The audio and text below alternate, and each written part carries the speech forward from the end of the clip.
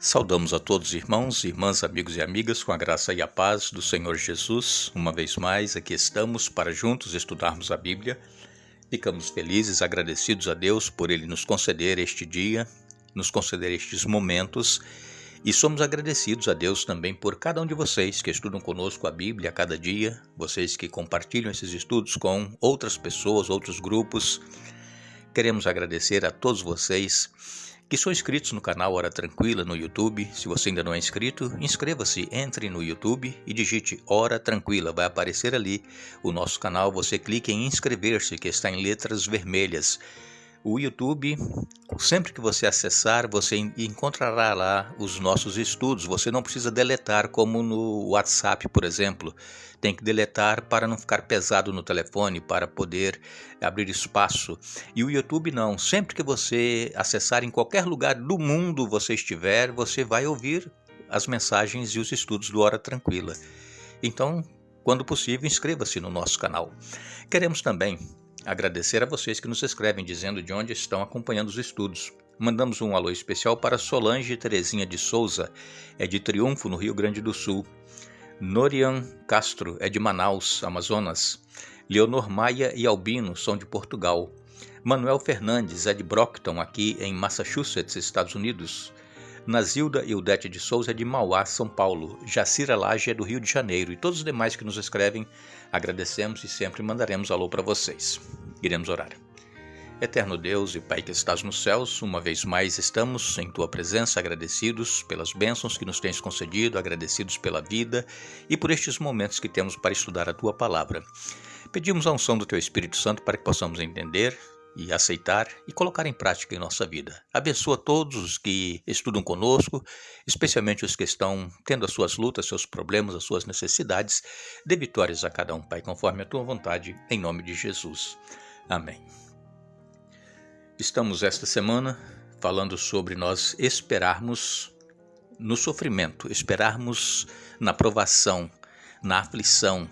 É nós não querermos adiantar a solucionar o problema que nós estamos atravessando por nós mesmos. É nós termos paciência. E o cristão, a característica dele é paciência. Por quê? Porque o cristão espera em Jesus a solução dos problemas que está atravessando no momento e também a solução geral do mundo que estamos vivendo, e a solução nós sabemos que é Jesus. Ele tem um tempo determinado para voltar, nós não sabemos quando é, mas como nós estudamos ontem, vindo a plenitude dos tempos, Deus enviou seu Filho, nascido de mulher, nascido sob a lei. Quando se completou o tempo certo para Jesus nascer, ele nasceu.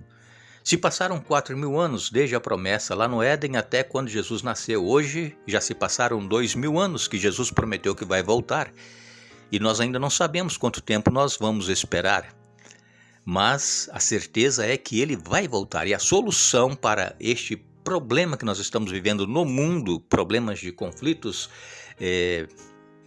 de pessoas, contra pessoas, um conflito da sociedade, um conflito de países, um conflito familiar, o conflito que nós estamos vivendo, que nos afeta, este conflito vai chegar ao fim, e o fim será quando Jesus voltar. E nós temos então que esperar, os sinais estão aí. Jesus descreveu em Mateus 24, 25, e nos mostram claramente que tudo está se cumprindo para que Jesus volte. E temos a certeza que ele voltará nesta geração, nos nossos dias. Pode ser que alguns de nós passemos pelo descanso antes que Jesus volte, mas ele vai voltar nos nossos dias. E em nome de Jesus, quando soar a trombeta, nós, porventura, passarmos pela morte, ressuscitaremos e nos encontraremos com ele. Amém? Glórias a Deus, irmãos. Tenhamos paciência, perseverança, fé, a certeza de que tudo vai se cumprir. Não vamos adiantar a solução do problema. Não vamos querer resolver por nós mesmos, porque nós vamos ainda ver essa semana que pessoas tentaram, na Bíblia está registrado, resolver os problemas como eles achavam que teriam que ser resolvidos, e as consequências estão aí até hoje de sofrimento. Agora, nós temos um exemplo muito prático na Bíblia de Davi. Davi, ele teve paciência para esperar o tempo certo. Por quê? Ele teve paciência. Vocês se lembram que Davi era um jovenzinho quando foi ungido rei de Israel. O profeta Samuel recebeu ordem de Deus para que fosse até a casa de Jessé. Você pode ler isso em 1 Samuel capítulo 16. 1 Samuel 16 está ali quando o profeta Samuel recebeu ordem de Deus para ir até a casa de Jessé para ungir o futuro rei de Israel. Samuel não sabia quem seria o futuro rei, mas ele foi. E então ele chegou até a casa de Jessé e disse: olha, o Senhor me mandou aqui para cumprir uma missão. Eu gostaria de estar com os seus filhos. E então Jessé chamou os filhos dele, e quando Samuel viu o filho mais velho de Jessé, era um rapaz forte, alto, bonito, e ele pensou: opa, esse vai ser o futuro rei. E Deus disse para Samuel: não é esse. O segundo, o terceiro, o quarto, o quinto, não era nenhum deles que estavam ali. O Senhor sempre falava com Samuel: não é esse o futuro rei de Israel. E então Samuel pergunta para Jessé: não tem mais nenhum dos seus filhos, só esses? Ele disse: não, tem um, é um jovenzinho, está lá no campo cuidando das ovelhas. E Samuel disse: podem chamá-lo, por favor, eu preciso vê-lo também. E Jessé e os demais filhos não sabiam que Samuel havia ido lá para ungir o futuro rei de Israel. Ele disse que havia ido lá para cumprir uma missão que o Senhor havia dado.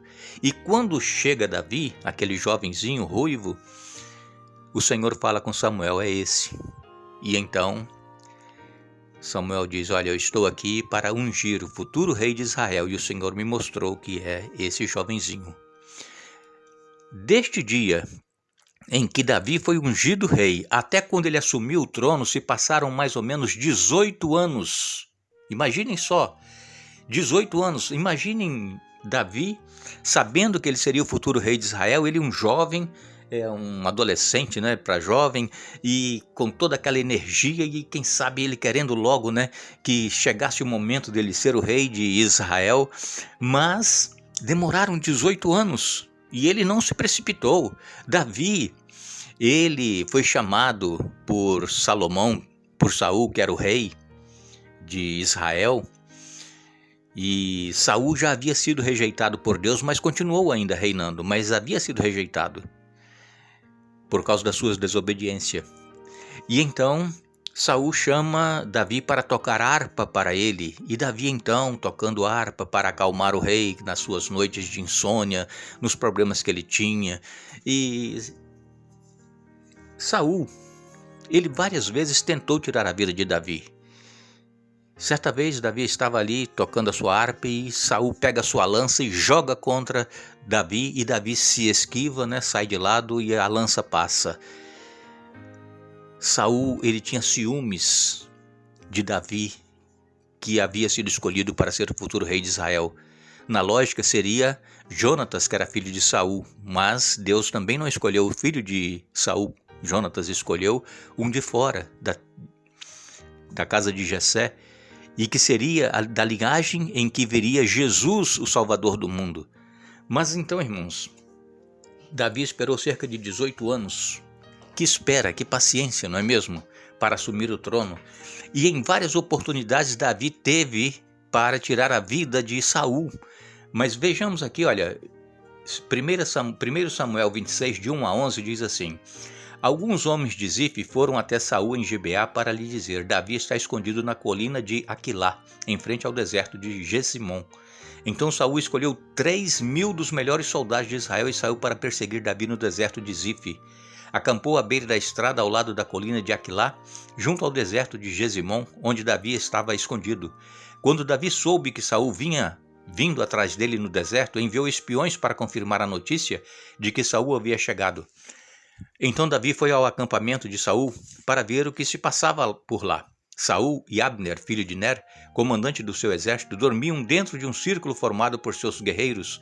Quem se oferece para ir até lá comigo? Perguntou Davi ao Hitita Aimeleque e a Absai, filho de Zeruia, irmão de Joabe. Eu irei com o Senhor, respondeu Absai. Então Davi e Absai entraram no acampamento de Saul à noite e o encontraram dormindo com a lança fincada no chão perto da cabeça. Abner e os soldados dormiam à sua volta. Absai disse a Davi: certamente desta vez Deus entregou o inimigo em suas mãos. Agora deixe-me cravá-lo na terra com um só golpe de lança, não precisarei de outro.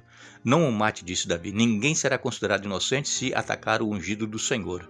Por certo o Senhor ferirá Saul algum dia, ou ele morrerá de velhice ou na batalha. Que o Senhor me livre de matar o homem que ele ungiu, mas vamos pegar a lança e o jarro de água que estão perto de sua cabeça e depois vamos embora. Vejam, Davi teve a oportunidade de tirar a vida de Saul. Saul foi com 3.000 homens atrás de Davi. Já pensaram, irmãos? 3.000 pessoas. E Deus protegia Davi. Davi era o escolhido de Deus.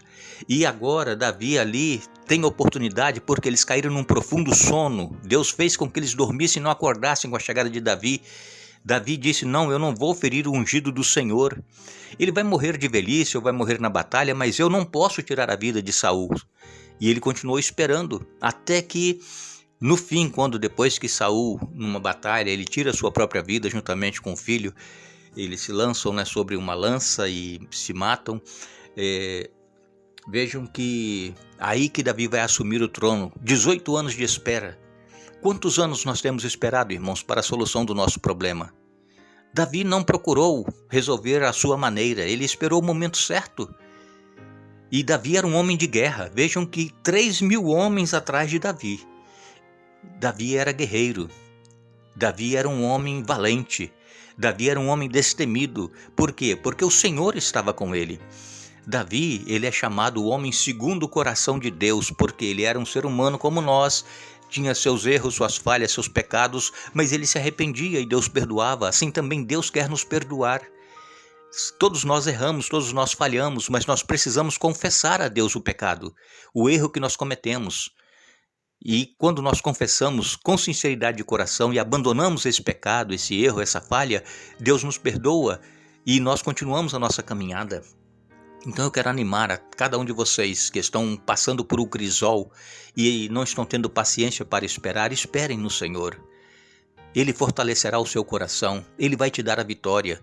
Não decida por você mesmo o que você deve fazer. Busque em Deus a direção, a solução e espere. Deus vai te dar a vitória. Aqueles que confiam no Senhor jamais serão abalados. E nós então vemos aqui no exemplo de Davi. Se você ler o restante do capítulo 26, você vai ver que Davi teve outras oportunidades para tirar a vida de Saul, mas ele jamais fez isso antes do tempo certo para ele assumir o trono. Deus também tem um plano para cada um de nós. Quem sabe o sofrimento que nós estamos passando, o crisol que nós estamos atravessando em nossa vida, Ele está nos preparando, nos moldando para que nós possamos ser usados por Ele para salvar alguém, para trazer alguém para o encontro com Jesus. Que Deus nos abençoe, que Deus nos dê um bom dia. Agradecemos a todos que estiveram conosco. Retornaremos amanhã, Deus assim nos permitindo. E não nos esqueçamos, amados, não se surpreendam com as provações de fogo ardente pelas quais estão passando, como se algo estranho lhes estivesse acontecendo. 1 Pedro capítulo 4, verso 12. Que Deus nos abençoe.